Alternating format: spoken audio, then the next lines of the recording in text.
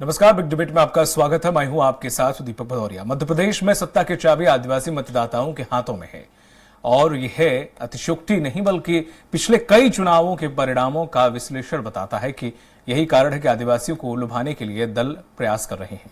इसी पर चर्चा करो, उससे पहले देख लेते हैं रिपोर्ट। वैसे तो छत्तीसगढ़ झारखंड को आदिवासी बहुल राज्य समझा जाता है, लेकिन सच ये है कि देश में सबसे ज्यादा आदिवासी आबादी मध्य प्रदेश में है।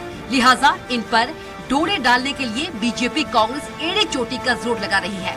दोनों ही प्रमुख पार्टियां मतलब बीजेपी और कांग्रेस अपने अपने तरीके से आदिवासी समुदाय के लिए लुभावने वादे कर रही है। इसी कड़ी में मध्य प्रदेश में प्रचार की कमान संभालने पीएम मोदी सीधी पहुंचे। यहाँ उन्होंने रैली को संबोधित किया।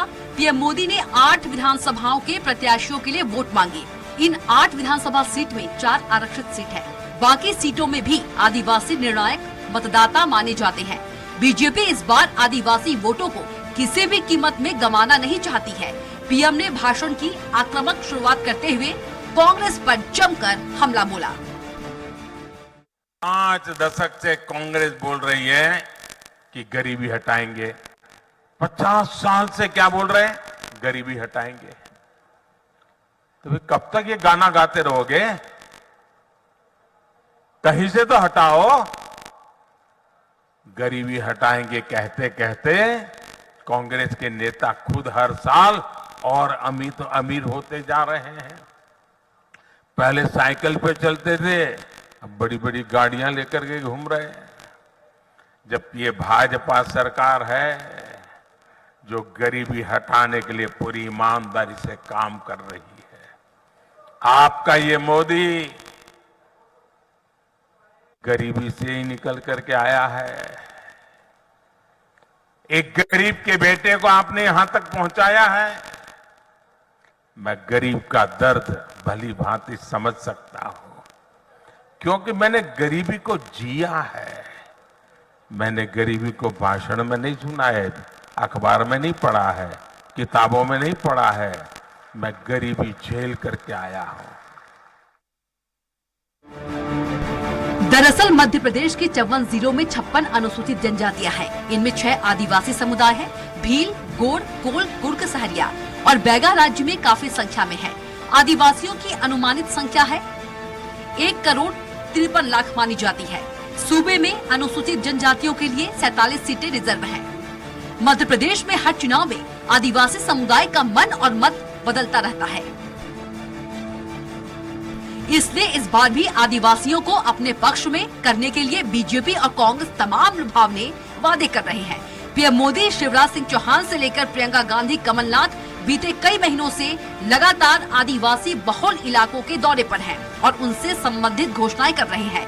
धार जिले में प्रियंका का पिछले 40 दिनों के अंदर दूसरा दौरा हो चुका है। यहाँ से वो धार, झाबुआ, बड़वानी और अलीराजपुर की 14 विधानसभा सीटों पर मतदाताओं को साधा। इस दौरान उन्होंने बीजेपी सरकार को जमकर निशाने पर लिया था। आप जब वोट डालने के लिए जाएंगे तो पूरी तरह से जागरूक बन के अपना वोट दीजिए। पता करिए, अगर आपको मेरी बातों पर विश्वास नहीं है, आपको लगता है कि चलो ये तो कांग्रेस पार्टी के लोग हैं, ये तो कहेंगे ही, तो आप खुद किसी जान पहचान से पूछ लीजिए किसी और प्रदेश में कि भाई कैसा चल रहा है काम, वहाँ किसान खुश है, वहाँ महिलाओं के लिए मौके हैं, वहाँ क्या गौठान बने हैं जहाँ से नौकरियां मिलती हैं, क्या ग्रामीण रोजगार बढ़े हैं कि घटे हैं। तो आपको सच्चाई खुद पता चल जाएगी और जो आप जी रहे हैं, जो तरक्की आप खुद देख रहे हैं, उसको भी आप गहराई से समझो, ताकि जब आप वोट डालने जाएंगे तो आपका वोट सही जगह जाएगा, क्योंकि बहुत बड़ी जिम्मेदारी है। आइए अब आपको बताते हैं कि बीजेपी और कांग्रेस अब तक क्या घोषणाएं कर चुकी है। बीजेपी का आदिवासी कार्ड, बैग बारिया और सहरिया को हर महीने 1000 रुपए की राशि पैसा एक्ट लागू किया। आदिवासी ग्राम सभाएं होंगी। मजबूत स्वरोजगार के लिए 10,000 से 50 लाख रुपए तक का लोन। कई जिलों में आदिवासियों पर दर्ज 500 मामले वापस लिए। रानी कमलापति, रानी दुर्गावती को लेकर योजनाएं दी। टंटिया मामा आर्थिक कल्याण योजना की शुरुआत। अब वही कांग्रेस की बात कर लेते हैं। कांग्रेस का आदिवासी कार्ड 9 अगस्त को आदिवासी दिवस पर पूरे राज्य में छुट्टी करेगी। पढ़ो पढ़ाओ योजना 12वीं के स्टूडेंट्स को हर महीने 500 से 1500। आदिवासी बहुल इलाकों में पूरे तरह से पैसा एक्ट लागू करेंगे। आदिवासी गौरव महासभा को पूरे राज्य में आयोजन किया। सत्ता में आने पर वन विभाग से संबंधित मुकदमे वापस लेंगे। छत्तीसगढ़ का भूपेश बघेल मॉडल लागू करने का वादा। ऐसे में सवाल ये है कि राज्य की सियासत में आखिर आदिवासी समुदाय इतना अहम क्यों है? अब ये तो 3 दिसंबर को ही पता चलेगा कि आदिवासी समुदाय ने किसके वादे पर यकीन जताया और किसके नहीं। वैसे ये कहना गलत नहीं होगा, सूबे की सत्ता की चाबी आदिवासी समुदाय के पास भी है। सलमान खान, स्वराज एक्सप्रेस। और इसी मुद्दे पर चर्चा करने के लिए खास मेहमान हमारे साथ जुड़े हुए हैं। कांग्रेस प्रवक्ता हैं अभिनव बरौलिया जी। बरौलिया, आपका बहुत बहुत स्वागत है। और सचिन वर्मा जी हैं। वर्मा जी, आपका भी बहुत बहुत स्वागत है। बीजेपी प्रवक्ता हैं। और अवधेश भार्गव जी हैं, वरिष्ठ पत्रकार। अवधेश जी सर, आपका भी बहुत बहुत स्वागत है। बीजेपी प्रवक्ता सचिन वर्मा जी, जिस तरह से देखा जाए आदिवासी आपको भी चाहिए, सबको चाहिए, पर आदिवासियों का अगर देखें तो जितनी इन कुछ सालों में बेकदरी देखने को मिली है, जितने कांड देख लें, सीधी कांड ले लें, चाहे गुना शिवपुरी का कांड ले लें, चाहे वो और भी तमाम सारे, मतलब हर महीने ऐसी खबरें आई और हर महीने ही हमने ये पढ़ा और देखा कि आदिवासियों के साथ क्या अत्याचार, पूरा के परिवार दफन कर दिया गया, किसी को गोली मार दी गई बीजेपी के नेता ने सिर्फ आदिवासियों को। तमाम सारी ऐसी घटनाएं सामने आई। फिर भी हम ये कहें कि हम आदिवासियों के लिए सोचते हैं, हमें आदिवासी वोट चाहिए, या फिर हम आदिवासियों को उत्थान के लिए काम करना चाहते हैं, गरीबों से गरीबी हटाना चाहते हैं, कैसे पॉसिबल है? देखिए, अगर आप किसी खेदजनक घटना का राजनीतिकरण करना चाह रहे हैं तो वो अलग बात है। जो भी इस तरह की आपराधिक जो घटनाएं होती हैं उसके संबंध में राज्य सरकार जो है कानून व्यवस्था बनाए रखने के लिए उस पर उचित कार्रवाई करती है और की गई है और ठोस और प्रभावी कार्रवाई की गई। अब आप जब ऐसी बातें करते हैं तो पहले ये भी देखिए कि पिछले 65 सालों में जब कांग्रेस का शासन चलता था तो इन्होंने आदिवासी कल्याण के लिए क्या किया है। पहले तो हम विकास की बातें करें, ये आक्रोश की बातें जो कांग्रेसी कर रहे हैं आप भी वैसी बातें ना करें। नहीं, मैं ऐसी बातें नहीं, मैं कांग्रेस के ही सारे जो सवाल हैं वो आपसे रख रहा हूं, अपनी तरफ से मेरा कोई सवाल नहीं है। पहली बार भाजपा के शासन में इस मध्य प्रदेश राज्य को एक आदिवासी राज्यपाल मिला है, इस देश को एक आदिवासी राष्ट्रपति मिले हैं, शंकरशाह यूनिवर्सिटी का छिंदवाड़ा में जो है नामकरण किया गया है, जबलपुर में रानी दुर्गावती की प्रतिमा व संग्रहालय का शिलान्यास किया गया है, रानी कमलापति रेलवे स्टेशन जो है भोपाल में बन के तैयार है, टंटिया मामा बस स्टैंड जो है इंदौर में बन चुका है, भगवान बिरसा मुंडा की जयंती जो है भाजपा बना रही है, पैसा एक्ट लागू करने वाला मध्य प्रदेश पहला राज्य है। तो इस तरह से जो है एक तरफ तो शबरी के राम है और दूसरी तरफ जो है सोनिया के गुलाम है। तो हम जो है आदिवासी कल्याण, आदिवासी भाई बहनों के कल्याण के लिए सारे कार्य कर रहे हैं। आप बताइए, मेडिकल कॉलेज में एक समय जब कांग्रेस की सत्ता थी तो टोटल 600 सीटें थी और आज की तारीख में 600 सीटें तो सिर्फ आदिवासी भाई बहनों के लिए जो है वो रिजर्व है, सुरक्षित है। आज जो है सुपर 100 की स्कीम के तहत जो आदिवासी भाई बहन जो मेधावी छात्र छात्रा हैं उनको कोचिंग दिलाई जा रही है, जो एक विश्व स्तर की जो कोचिंग की सुविधा है वो दिलाई जा रही है ताकि वो जो है जो एक मैचिंग कंपटीशन में आ पाए और दूसरे समाज के अन्य लोगों के साथ में बराबरी कर पाए। ठीक है। अब मैं कांग्रेस प्रवक्ता के पास जाऊंगा। तो बरौलिया जी, जिस तरह से बीजेपी प्रवक्ता वर्मा जी ने जो चीज़ें रखी कि आदिवासी राष्ट्रपति भी हैं, आदिवासी राज्यपाल भी हैं और आदिवासी तमाम जो उन्होंने कार्य किए हैं, पैसा लागू कराया, कमलापति नाम वगैरह भी रखा, कुछ मूर्तियां भी बनवाई, जिस तरह से मतलब उत्थान के लिए काफ़ी कुछ काम किया। एक आदिवासी समुदाय के लिए क्या इतना एक पैमाना है ये उनके उत्थान का? ये तो जनता तय करेगी, आदिवासी समाज तय करेगा कि किसी बस स्टैंड का नाम रख देने से आदिवासी खुश हो जाएगा, उसका पेट भर जाएगा, उस पर अत्याचार बंद हो जाएगा।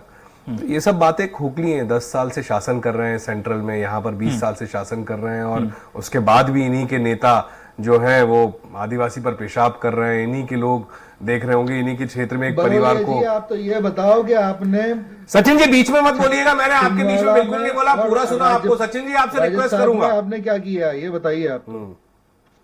अब आप चुपचाप सुनिएगा, ठीक है ना? मैं भी आपको चुपचाप सुन रहा था, ठीक है? मैंने आपको बिल्कुल भी इंटरप्ट नहीं किया है। बिल्कुल करिएगा भी नहीं। ठीक है। तो मेरा ये कहना है कि जब एक परिवार के 5-5 लोग को जमीन में गाड़ दिया गया, तब भी प्रधानमंत्री मोदी जी का कोई ट्वीट नहीं आया। जब पेशाब कर दी उसी सीधी में जहां गए थे, वहां पर भी उनका कोई ट्वीट नहीं आया।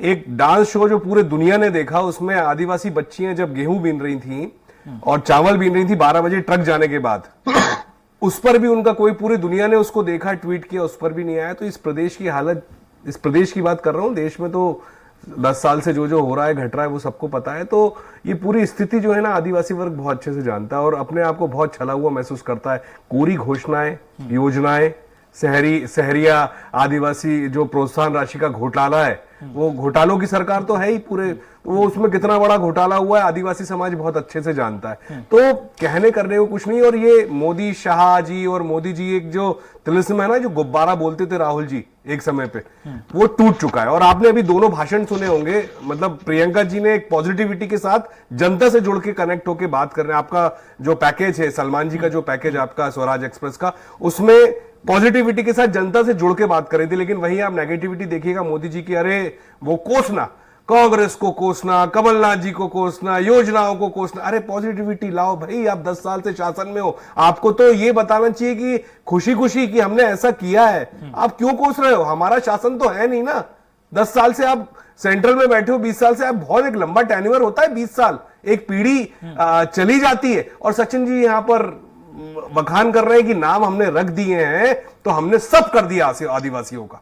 बस स्टैंड का नाम रख दिया, रेलवे स्टेशन का नाम रख दिया, हमने इनके नाम से ऐसा कर दिया, हमने इनके नाम से ऐसा कर दिया। अरे नाम से करने से क्या किसी का पेट भर जाता है? किसी की दुख दर्द खत्म हो जाते हैं क्या?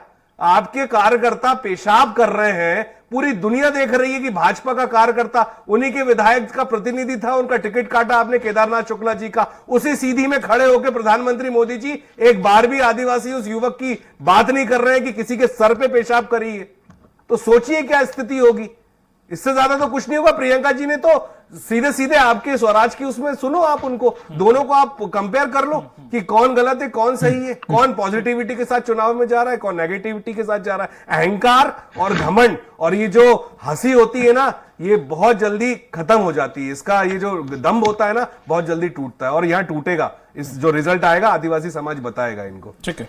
अवधेश भार्गव सर, अगर मध्य प्रदेश की बात करें तो 47 सीटें रिजर्व हैं आदिवासियों के लिए और 84 सीटों पर दखल रखते हैं। तो जाहिर सी बात है कि ये रास्ता वहीं से होकर गुजरता है। फिर हम 2003 से दिग्विजय सिंह की सरकार गिरने से लेके और 2018 तक के हम परिणाम देख लें, जो उस वोट बैंक को साथ पाया वही सत्ता हासिल कर पाया। तो जाहिर सी बात है खींचतान उसी को लेकर है।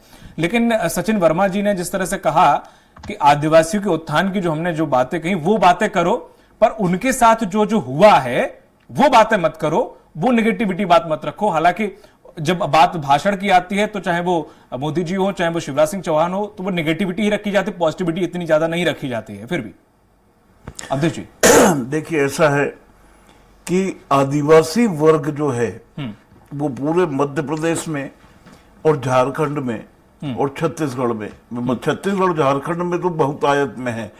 तीसरा नंबर मध्य प्रदेश का लगता है आदिवासी वर्ग के लिए। यहाँ अपने आप 5-6 जातियां आदिवासियों में है।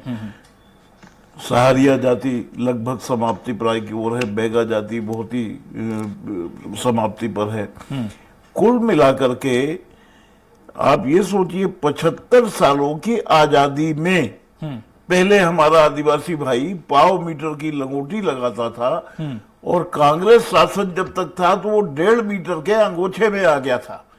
और अब बीजेपी शासन में 1.5 मीटर के अंगोछे से निकल करके वो 3.5 मीटर के पैंट शर्ट में आ गया है। ये विकास की दर है अरबों रुपए खर्च करने के बाद। आदिवासियों में विकास की दर तो वो होना चाहिए था जो एक राजनीतिक कार्यकर्ता पहले पार्षद बनता है, फिर विधायक बनता है, फिर सांसद बनता है और 5-7 सालों में उसकी संपत्ति कितने गुना बढ़ जाती है। तो विकास की दर ये होना चाहिए, राजनेता का दृष्टिकोण ये होना चाहिए, उसको ये सोचना चाहिए कि विकास इस दर से बढ़े। रही बात ये आदिवासियों की मूल आवश्यकता, आप उधर दें, वो वनवासी थे, जंगलों में रहते थे, जंगलों से उनका आजीविका चलती थी। आपने वनोपज उनसे छीन ली, आपने वन अधिनियम बना दिया, यहां तक कि उनकी जो झोपड़ियां थी उन तक को कहीं आपने टाइगर रिजर्व बना दिया। आपको जानवरों से ज्यादा प्रेम था, जिंदा इंसानों से नहीं था, आपने उन्हें उजाड़ दिया। सबसे बड़ी चीज, उनको रोजगार की जरूरत है। पहले वो वनोपज इकट्ठा करके बाजारों में बेचते थे, मुर्गे मुर्गी पालते थे, उनको बाजारों में बेचते थे और उससे उनकी आजीविका चलती थी। आज लगभग वो समाप्त हो गई है, आज वो आजीविका नहीं बची है। आप झाबुआ जाकर के देख लें, वहां जो होता है, तो कुल मिलाकर के आप आदिवासियों को पहले उनका वन अधिकार का अधिकार दें कि जिस जमीन पर वो काबिज है उस जमीन से कोई उसको बेदखल न करे। उनके ऊपर जो वन विभाग ने मुकदमे लगा रखे हैं उन मुकदमों से उनको निजात दिलाएं। उनके मन में ये भरोसा जगाएं कि आपके मुकदमे हम उठा लेंगे, अब दोबारा मुकदमे नहीं बनेंगे। आप देखिए जाकर के, एक रेंजर होता है, एक फॉरेस्ट गार्ड होता है, वो किस तरह से बदतमीजी करता है उस आदिवासी से, आप हैरत करेंगे। एसी रूम में बैठ करके, चैम्बर में बैठ करके योजनाएं तो बनाई जा सकती हैं, लेकिन क्रियान्वित करने के लिए आपको मैदान में जाना पड़ेगा। तो आप कुछ ऐसा रोड मैप बनाइए कि वास्तव में आदिवासी भाइयों का विकास हो सके। रही वोट की बात, तो बहुत भोला होता है बेचारा, जहां उसका मन करता है, जहां आप उसको फ्लो में बहा देंगे। जैसे बारिश के मौसम में कई नालों का, नदियों का पानी मिलकर के समंदर में चला जाता है, ऐसे ही आदिवासी वोट भी बह जाता है। बस उनको सिर्फ प्यार की, स्नेह की जरूरत है। सचिन जी, जिस तरह से अभी जो सर्वे मैं पढ़ रहा हूं या जो खबरें मैं पढ़ रहा हूं, उसमें ये बताया जा रहा है कि आदिवासी वर्ग खासा नाराज है कुछ घटनाओं को लेकर। अब थोड़ा सा बात कर लीजिए उन पर, अगर थोड़ा सा बुरा ना माने तो, क्योंकि जरूरी है और इसीलिए शायद आपकी इसी कवायद में है कि आदिवासियों को मनाया जाए।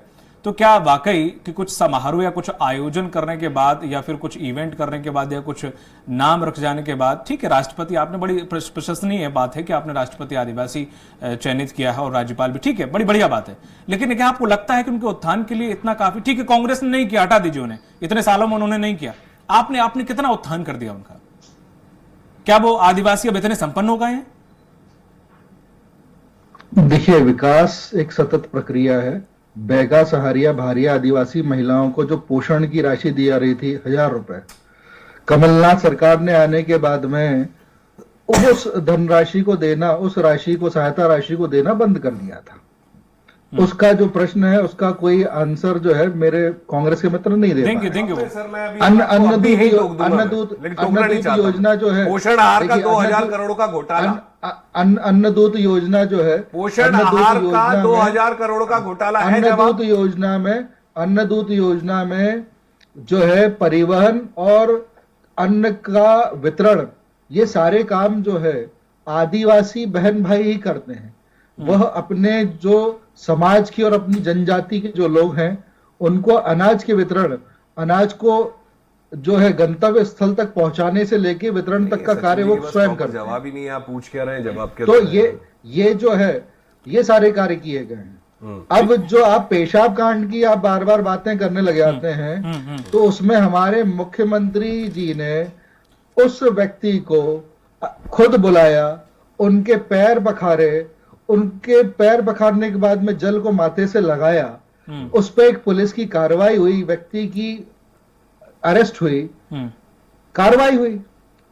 अब उसका वो मुद्दा कहां से रह जाता है? अब आप जो है आचार संहिता लगी हुई है, तो हर जो पत्रकार है या कोई चैनल है उसको निष्पक्ष होकर बातें करना चाहिए। आचार संहिता के अंतर्गत सिर्फ राजनीतिक दल ही नहीं बंदे होते हैं, मीडिया भी बंदी हुई होती है। ठीक तो है सचिन जी, आप विकास की बातें करें, आप बार बार एक बार पेशाब कांड की बातें घुमा फिरा के वहीं लाना चाह रहे हैं। मतलब जो कमियां हैं वो ना रखूं, मतलब आप ही कहते हैं अच्छी चीजें ही बताऊं मैं। रखें आप क्वेश्चन, आप आचार संहिता, आपकी पार्टी डैमेज कंट्रोल करने में लगी, मैं ये ना बताऊं कि आपकी पार्टी कहां डैमेज कंट्रोल करने में लगी। पेशाब है ये कितने सालों से तक? सर सिर्फ पेशाब नहीं है सर, मध्य प्रदेश की 2 सालों के अंदर कम से कम 8 से 10 खबरें ऐसी आई हैं जो पूरे देश में शर्मिंदा हुआ है मध्य प्रदेश। अब आपसे पेशाब की बात कर, मैं गिना दूं आपको फिर।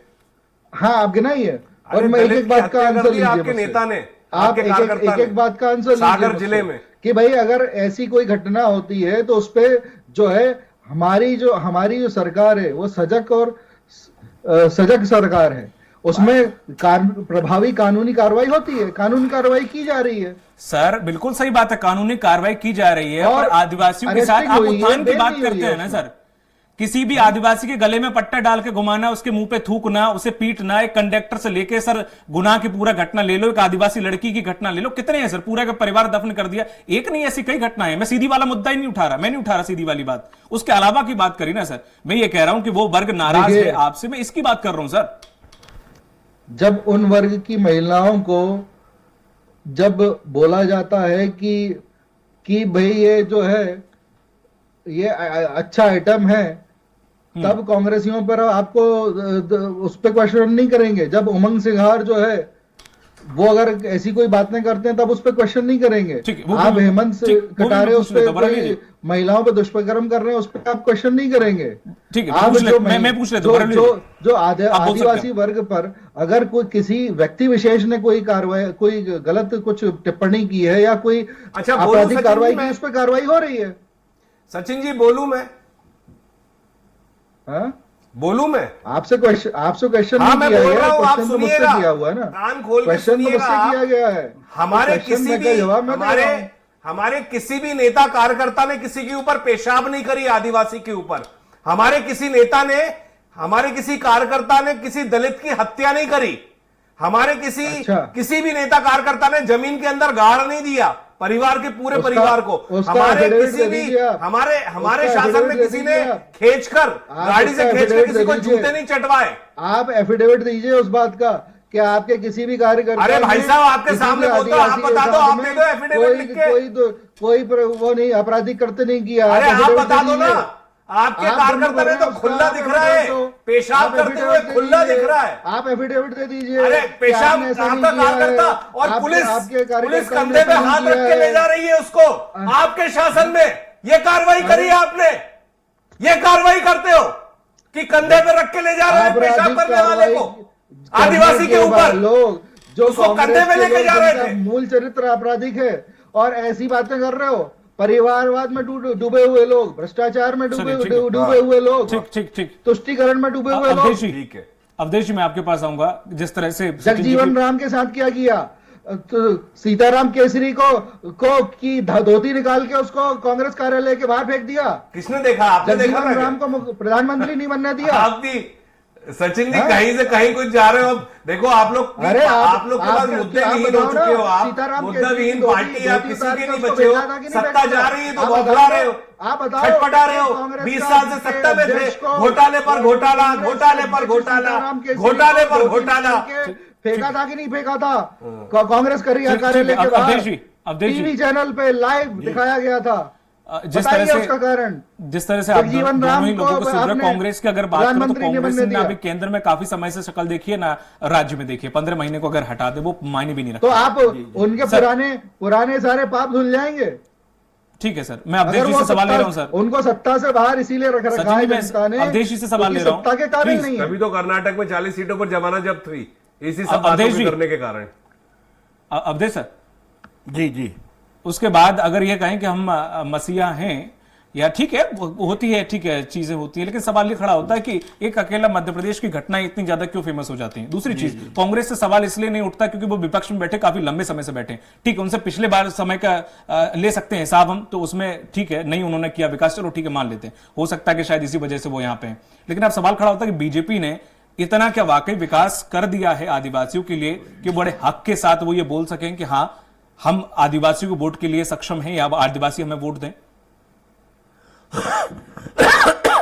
देखिए ऐसा है, मध्य प्रदेश में लगभग 1.5 करोड़ की आबादी आदिवासियों की हाँ जी है, और 47 सीटें अनुसूचित जनजाति के लिए रिजर्व है, यानी जिनका फैसला आदिवासी भाई करते हैं। तो जहां लगभग 33% हो जाता है ये आबादी, तो कुल मिलाकर के जहां इतनी आबादी हो और वो उपेक्षित हो, उनकी सुविधाओं का ध्यान न रखा जाए, और ऊपर से हम बढ़ा चढ़ा करके अपनी विकास बताएं, उनके बारे में हमने क्या किया क्या नहीं किया वो बताएं। आप ये बताइए उनको शुद्ध पेयजल पीने के लिए क्या व्यवस्थाएं 75 सालों में हो पाई हैं? सर थोड़ा सा संक्षिप्त में, समय कम है जी। कुल मिलाकर के आदिवासी भाइयों को आज आप वोट में उनका उपयोग कर ले चलेगा, कोई फर्क नहीं पड़ता है उनको, उस वोट से उनको कोई लाभ भी नहीं होने वाला है, चाहे वो कांग्रेस को दे दे या भाजपा को दे दे। उन्हें तो जो बुनियादी सुविधाएं हैं वो जो देगा उसको वो दिल से दुआ देंगे, वोट तो अपनी जगह है। तो भाजपा हो या कांग्रेस हो, इनको एक दिशा पर काम करना चाहिए और उस दिशा पर काम करते हुए आदिवासी भाइयों के उत्थान के बारे में सोचना चाहिए।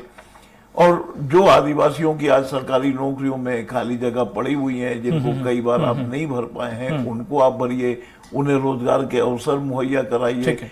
वो मुर्गी पालन में जैसे ले जाइए, मछली पालन में ले जाइए, वनोपज के लिए कुछ रिलैक्सेशन दीजिए उनको, उनकी जमीनों के संबंध में उनको कुछ अधिकार दीजिए। शहरों में तो आपने मौरूसी अधिकार दे दी, यानी पैतृक अगर कोई संपत्ति है, उनका तो पैतृक अधिकार भी नहीं है बेचारों का, वो भी छीन लिया है। तो कुल मिलाकर के छत्तीसगढ़ हो या मध्य प्रदेश हो, आदिवासी भाइयों के जीवन स्तर में सुधार की बहुत बड़ी आवश्यकता है। चुनाव तो आते जाते रहेंगे, लेकिन अगर वास्तव में हम में संवेदना है या राजनीतिक दल संवेदनशील हैं, तो उन्हें उनके विकास के लिए ये कदम उठाया जाना चाहिए। बिल्कुल। चलिए बहुत बहुत शुक्रिया हमारे साथ जुड़ने के लिए बरौली जी आपका, सचिन जी आपका, अवधेश भार्गव सर आपका भी। तो जिस तरह से देखा जाए दोनों ही पार्टियां आदिवासी वोट को साधने की कोशिश कर रही हैं, लेकिन अभी तक जितना भी आंकड़ा देखें तो आदिवासी को नेतृत्व तो मिलता रहा है, उनके नेता रहे हैं। लेकिन सवाल यह खड़ा होता है, ठीक है पार्टियां अगर नहीं उनके उत्थान के काम कर रही हैं, लेकिन जो उनके नेता चुनकर आते हैं, दुख की बात यह है कि वो भी अपनी जेब भरते हैं, ना कि अपने वर्ग के उत्थान के लिए काम करते हैं। अब देखने वाली बात यह होगी कि आदिवासी आखिर किस पर मेहरबान होता है, कांग्रेस पर या बीजेपी पर। मुझे दीजिए इजाजत, नमस्कार।